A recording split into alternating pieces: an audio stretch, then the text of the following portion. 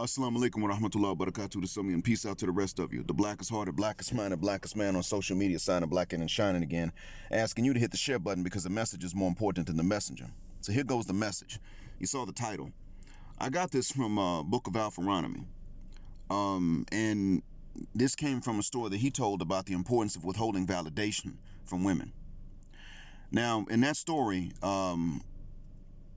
which some of you may have seen and others have not, he was a kid when he learned the lesson. There was a lady that was bad meaning good, nice to look at. He was too young to fully understand how bad she was, but she was bad, and she sold insurance in his neighborhood. So what developed between them was a pretty good and cordial friendship. So anytime one saw the other, they'd have to say hello to each other. But one day he was playing and he cut his head, and so he was bleeding. And he didn't pay it too much mind when he passed her by. He came up upon her on his way to get a Band-Aid, and she made sure that he didn't bleed on her. He noticed, but he had to go get a Band-Aid as a priority, so he went to go get the Band-Aid as a priority. But nonetheless, she turned around and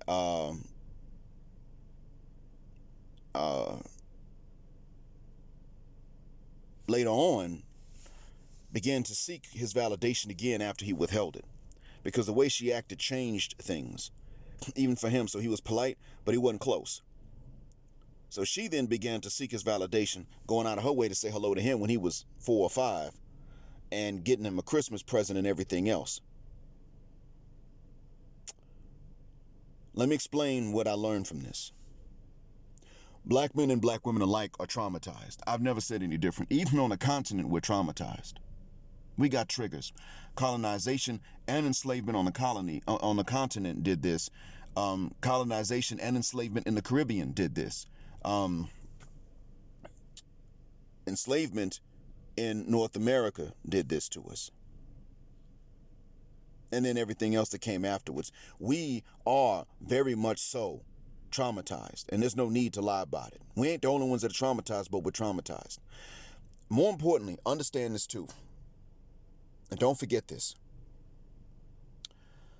The difference between the black man and the black woman is that the black woman reserves the right to bleed on the man from the trauma, from the cuts. She refuses the black man's right to bleed on her in exchange. So her trauma is an excuse for her to act in ways she will not tolerate black men acting or even reacting. This is where the difference comes in, and this is why it is that I have said, and they're not always aware of this either. Understand this. A lot of times when a sister is doing this, she's not fully aware of it, but that doesn't matter. It's still wrong. And this is why it is that when a black man says, I've tried, sisters ain't checking for me unless they're in a bad situation, I'm done. No hatred, but I'm going to go where I'm appreciated and not just tolerated. Oh, hell no, nigga. Oh, hell no. But when a sister says, I'm so done with these silverbacks, because there are more of them that are beginning to call us gorillas now. And that's only okay to do to me, not to us. But when a sister says, I'm sick of these silverbacks,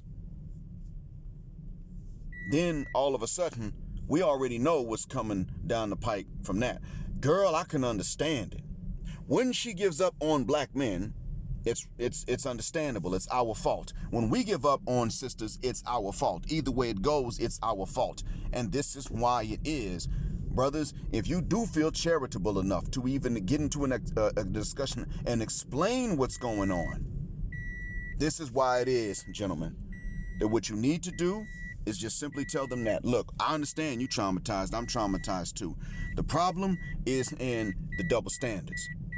You're allowed to come with your trauma, and I better not have none. I better not feel no trauma. I better not show none. I better not react at all. I better just go ahead and tolerate it. And that's why it is that I'm insulted as hell. And that's why we ducking and dodging and leaving. We need to just go ahead and be honest about it.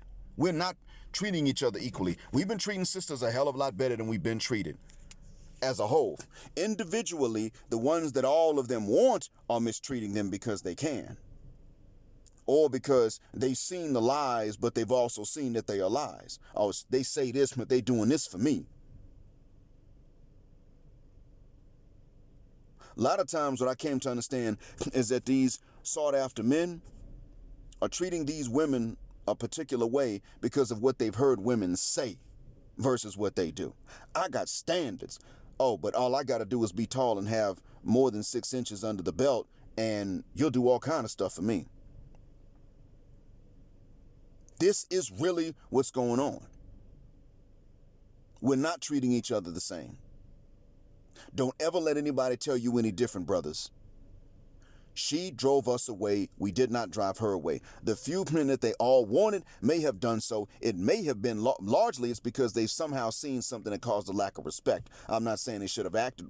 I'm not saying there's certain things that they shouldn't be doing. I'm simply saying that their motive is indicated by a lack of respect. And sisters will tell you, well, you need to look at yourself and see why you're being treated this way by sisters. But then when they go through these things for men, it's on the men. It's never them. And it is this double standard and this injustice and unfairness that is pushing us away. End of story. You're not wrong because you gave up on sisters, bruh. And they are wrong when they gave up on brothers. Unless, of course, they just come out from jump and say, I want a white guy because I have no race loyalty. I just want you to have it. Thanks for listening. Black heart, black mind, black out. Assalamu alaikum. Black, heterosexual, non-select male power just because they don't like it. And for the lies that they've been telling them. And black patriarchy until extinction or judgment day.